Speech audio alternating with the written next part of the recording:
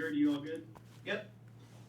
Okay, all right. Well, we will go ahead and get started. I'd like to welcome the defending champion of the Memorial Tournament, Jon Rahm. Jon, thanks for joining us. Hmm. Kind of a tale of two stories with your experience here. You missed the cut in your first start here in 2017. You come back in your second start and you win the tournament.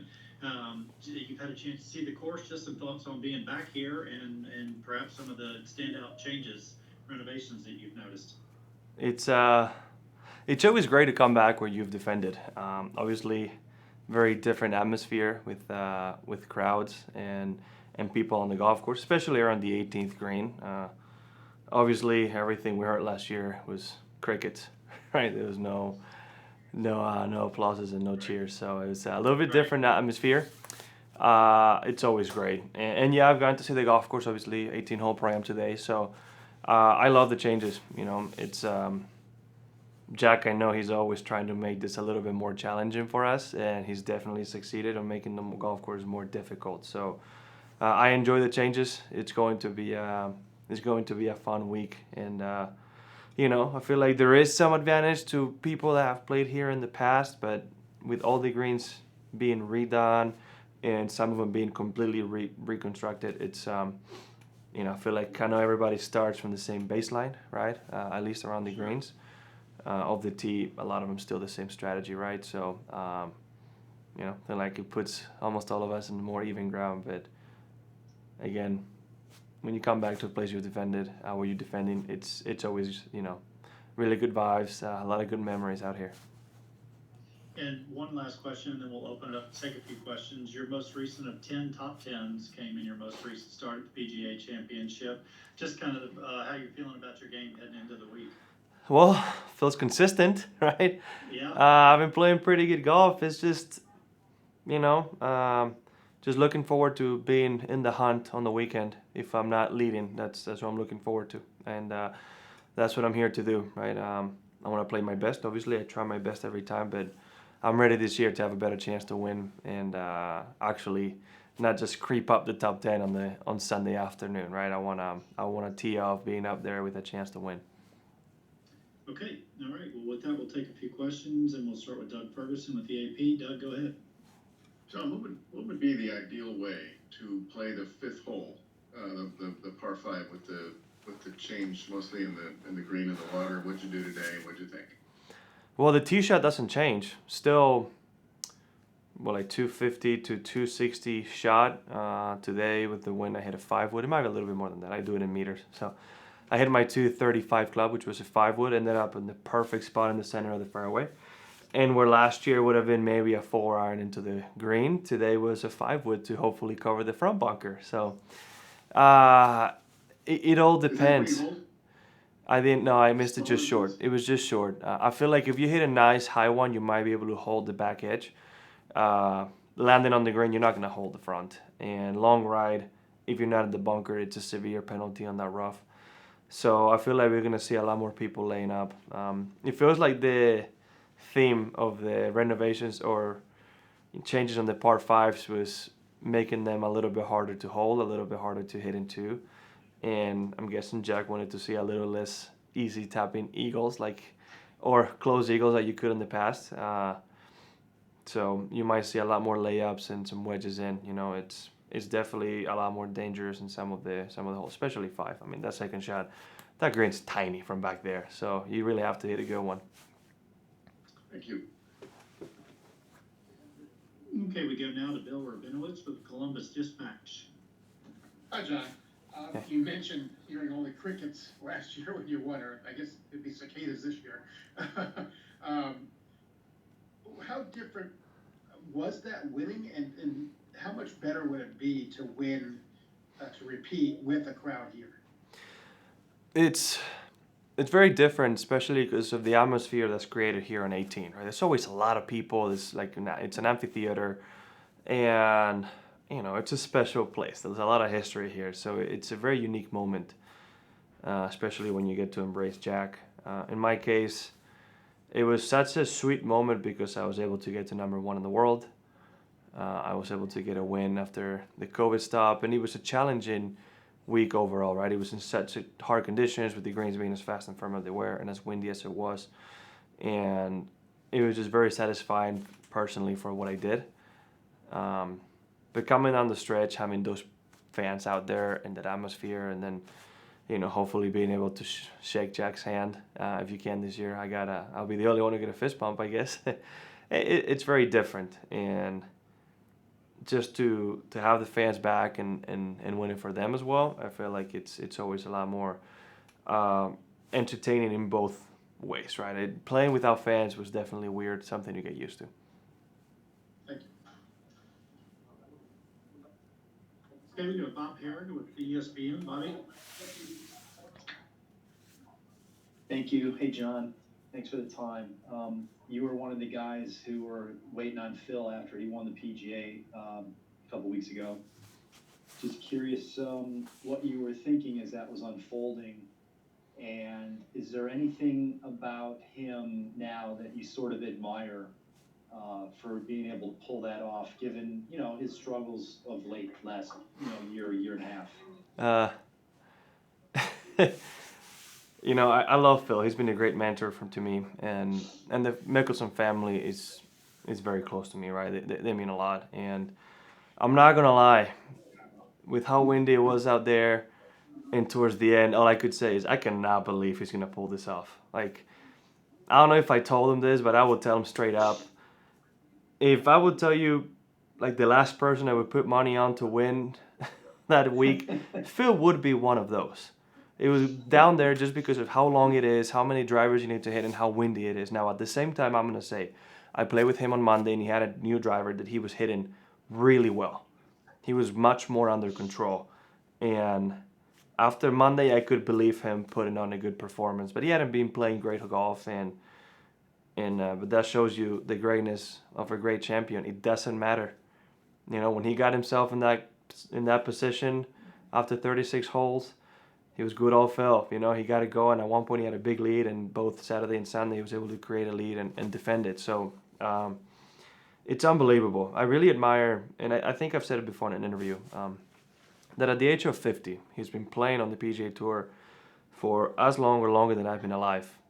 He still has that enthusiasm and that drive to become better and beat the best, right? And at his age, simply, it hadn't happened. I mean, you've had a couple years where, like Tom Watson and Greg Norman went to the Open and had a chance, which I do believe the Open would be the one event for somebody who's older to be able to win, because you can think your way around the golf course. That plays with how long it was at the age of 50 for Phil to be able to do what he did. It's unbelievable. And playing with him a lot, knowing how he analyzes every shot and how he's trying to get better and the changes he made in his life to be healthier and be able to still grind like he does. I mean, again, I hope that in 25 plus years, I still have the same enthusiasm and the same grit to become better. And it's the mark of great champions, and that's the reason why he's had the career he's had. Does his ability to needle and give guys grief give him an advantage when he's playing in one of those matches like he's going to do with Bryson and Tom Brady and those guys? It's a very filtered version of what I hear usually when I'm playing with him in San Diego. Let me tell you that. It's very different. He can get a lot funnier than that, but obviously on public TV at primetime you can't be saying certain things. So, in those instances, no, I don't think is going to be a factor. Now, knowing that Bryson has won the one Open or the one major that Phil hasn't, I feel like Bryson could push that in him. But I'm sure he'll mention the PGA, he'll mention the green jackets, he'll mention something. He'll for sure will try to get under his skin a little bit. But I don't think in that match it's going to make much of a difference. Now, when we're playing in private without cameras and without people, he does get pretty funny. But we all know who he is and how he is, right? So it's not like it really affects our play. It's just a good time. Did he ever tell you that story about making a wager on when you'd get into the top 10 in the world? Oh yeah, I was aware. So was he putting pressure on you to get? No, so he never came and told me, hey, I got this bet, you got to get it done. I heard from other people that was a bet. And for somebody who just turned pro, who it's a huge boost of confidence.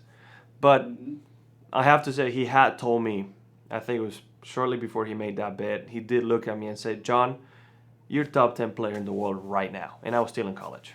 He did tell me that. So I'm not surprised he made the bet.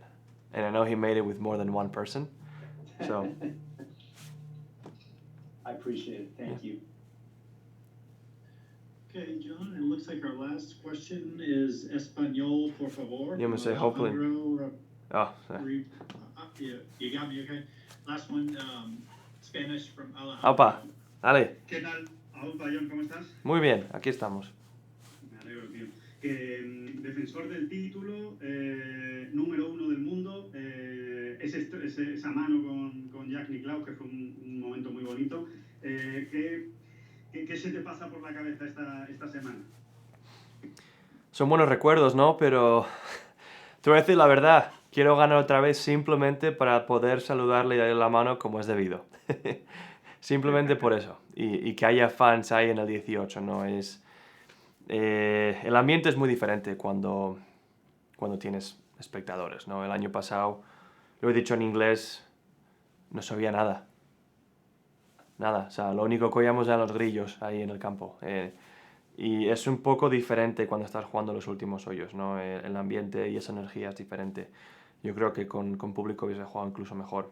Y bueno, oye, son cosas que en ese momento era lo normal, bastante raro, pero era lo normal. Y ahora con ganas, la verdad. Con los cambios en el campo yo creo que, bueno, pues es como que nos pone a todos en cierta base porque han cambiado casi todos los greens. Algunos los han cambiado completamente y los que los han renovado pues han quitado un poco de cuesta, ¿no? Para que sea un poco más jugable y haya más banderas. Así que yo creo que todos empezamos un poco de la misma línea en los greens. Desde el tee sí que no han cambiado mucho. Algunos sí, pero la mayoría es lo mismo, ¿no? Así que tenemos cierta familiaridad.